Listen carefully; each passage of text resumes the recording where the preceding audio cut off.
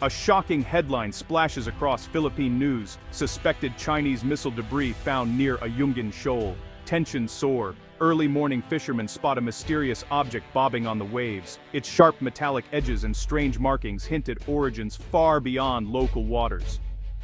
Coast Guard vessels race to the scene as rumors swirl of another dangerous escalation.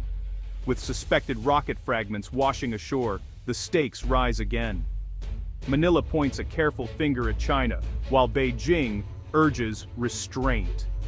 The incident becomes a symbol of sovereignty, risk, and tangled claims in this contested sea. The debris itself was unmistakable. Painted numbers in Mandarin, scorched fragments of metal, and parts resembling a booster stage told a clear story. Experts quickly linked the wreckage to a recent Chinese satellite launch. While space missions are common in the region, it's rare for such remains to drift so close to disputed waters. The location of the find, just a few nautical miles from Ayungin Shoal, only fueled suspicions.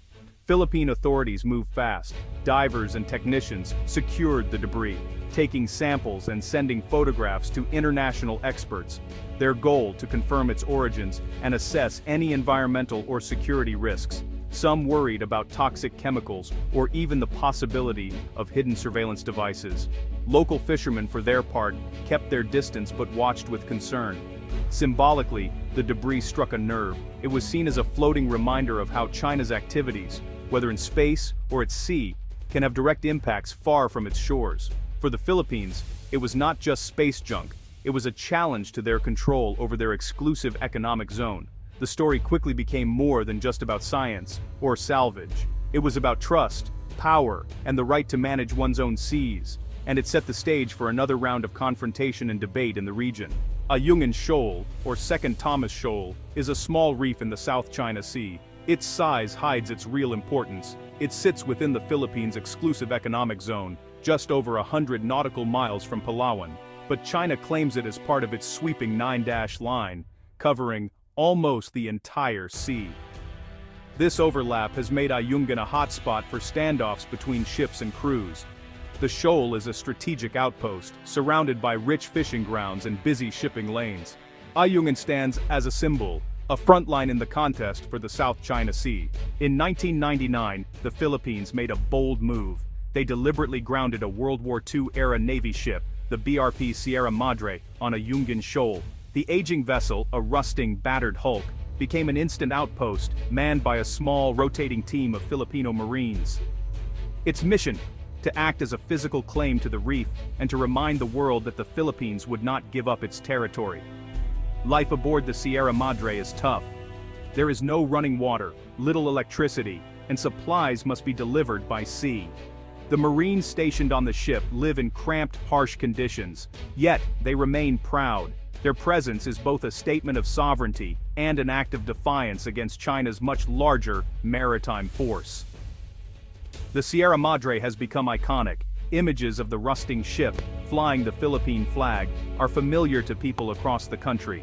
It stands as a symbol of determination, an old ship, holding the line in a new era of maritime rivalry. For more than 2 decades, the ship and its crew have weathered storms, blockades, and threats. Each resupply run is an adventure, and a reminder that the standoff at Ayungin is very much alive. Recent years have seen a string of tense confrontations around Ayungin Shoal. Chinese Coast Guard ships, often larger and more numerous, have tried to block Philippine vessels from reaching the Sierra Madre. At times, Chinese crews have used water cannons, powerful jets that can damage boats and injure sailors. These aggressive tactics have drawn sharp protests from Manila and sparked outrage at home. Philippine resupply missions have become high-stakes dramas. Often, civilian boats hired by the government must dodge or outmaneuver Chinese patrols. Radio warnings blare across the waves. At times, ships scrape hulls or are deliberately blocked. Each incident is filmed, shared online, and dissected by analysts and ordinary citizens alike. The risks are real. Even a small accident could spiral into a bigger crisis. Both sides send more ships to the area, and neither is willing to back down easily. The use of force, even non-lethal, raises the risk that one day things could turn deadly. Diplomatic protests follow each incident, but on the water the standoff continues, every mission a test of nerves, resolve, and international law. With tensions so high, some in the Philippines argue that it's time to strengthen their outpost. They want to build new permanent structures on Ayungin Shoal, better shelters for Marines, radar stations, even small docks for boats. Supporters say this would make resupply safer and show the world that the Philippines is serious about its claim, but others worry that building anything new could backfire. China has warned that any construction would be seen as a provocation. They might respond with more ships, blockades, or even by removing the Sierra Madre altogether. The risks of escalation are real, especially with tensions already so high. There's also the question of cost and logistics. Building in such a remote, hostile environment is expensive and difficult. Everything, materials, workers, food, must come by boat, through waters patrolled by rival ships. If a crisis erupted, the outpost could be cut off or even attacked. For now, Manila debates its next move. Should it build, risking confrontation, or maintain the status quo and hope for diplomacy to prevail?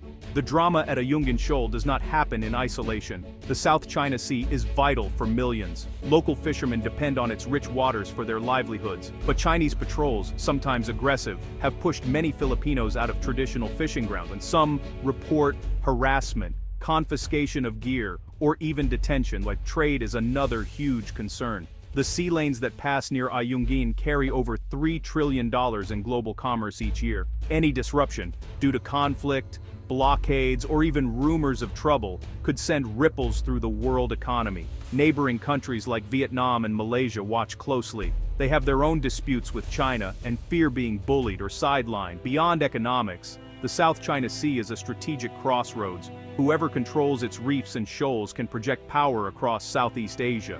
The world's navies, including those of the United States, Australia, and Japan, conduct patrols to show they will not accept any one country's dominance. For the people who live and work on these waters, the stakes are personal and immediate. For the region and the world, they are strategic and long-term.